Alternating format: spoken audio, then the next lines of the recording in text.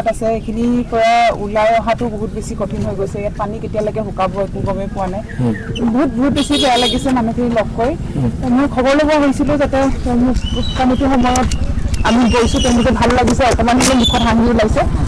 তাৰে চেষ্টা কৰিছোঁ আৰু মানে বহুত বেয়া লগা অৱস্থা। মাত্ৰ ভগৱানক প্ৰাৰ্থনা কৰিব পাৰিম যাতে এইটো প্ৰব্লেমৰ পৰা যাতে সোনকালে ওলাব।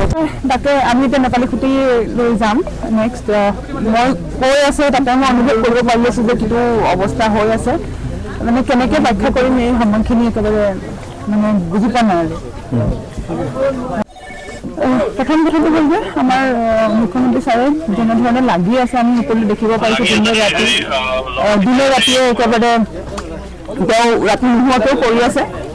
আমি নিশ্চয় বিশ্বাস যে তেওঁ নিশ্চয় ভাল কৰিব আৰু এই প্ৰব্লেমৰ পৰা সোনকালে যাতে আমি হাত সাৰিব পাৰোঁ আৰু যাতে চেণ্ট্ৰেল গভৰ্ণমেণ্টেও যাতে এইটোৰ ওপৰত আৰু অকণমান ধ্যান দিয়ে আৰু যাতে অনাগত টাইমত যাতে এইখিনি প্ৰব্লেম হ'ব নালাগে আৰু ভুক্তভোগীসকলে যাতে তাত প্ৰপাৰ যোনটো পাবলগীয়া হয় সেইটো পাব লাগে।